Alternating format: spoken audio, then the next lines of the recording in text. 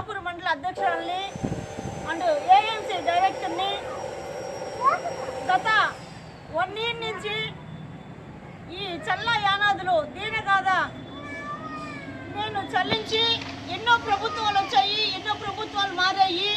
ఇలాంటి వాళ్ళని పట్టించుకున్న నాదుడే లేడు.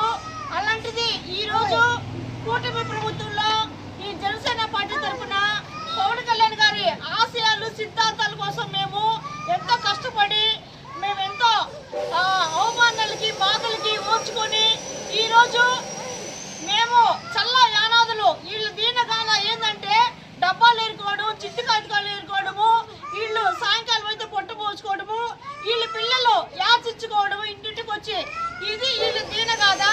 ఆ దీనగాథని నేను చల్లించి వీళ్ళు గుర్తించి ఈరోజు 1 year నుంచి వీళ్ళని నేను చాలా విధాలుగా ఆదుకుంటున్నాను.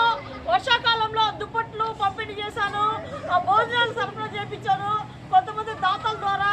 ఇలాంటి వాళ్ళకి కూడా పురుగుళ్ళ రామకృష్ణ గారు ఎమ్మెల్యే గారు స్పందించి, మరి మల్లూరులో ఉన్న నాయకులు దండోలు వెంకటేశ్వర రెడ్డి గారు మరియు తిరుపాల్ రెడ్డి గారు స్పందించి ఇలాంటి వాళ్ళకి మీరు రేషన్ కార్డులు కావచ్చు, ఇంటి కాలనీ కావచ్చు, ప్రతి ఒక్కటి కూడా ఈ పిల్లలు భావితరాల కోసము డాక్టర్ బిఆర్ అంబేద్కర్ రాసిన రాజ్యాంగం ప్రకారము ఈ పిల్లలు కూడా చదువుకోవాలి, వీళ్ళ పిల్లలు కూడా చదువుకొని ప్రయోజకులు అవ్వాలనే ఉద్దేశంతో ఈరోజు జనసేన పార్టీ అధ్యక్షుడు పవన్ కళ్యాణ్ గారు ఎంతో స్ఫూర్తిదాయకంగా ఆయన చేస్తున్నటువంటి సేవా కార్యక్రమాలు కావచ్చు ప్రతి ఒక్కరూ హర్షిస్తున్నారు.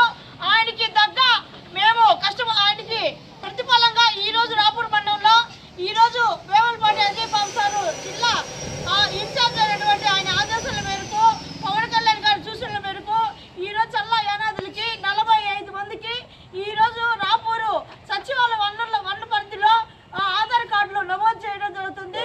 ఇందుకు సహకరించిన ఎంపీడీఓ గంగా భవానీ మేడం గారికి మరియు పంచాయతీ సెక్రటరీ కవిత మేడం గారికి ధన్యవాదాలు తెలుపుతున్నాను.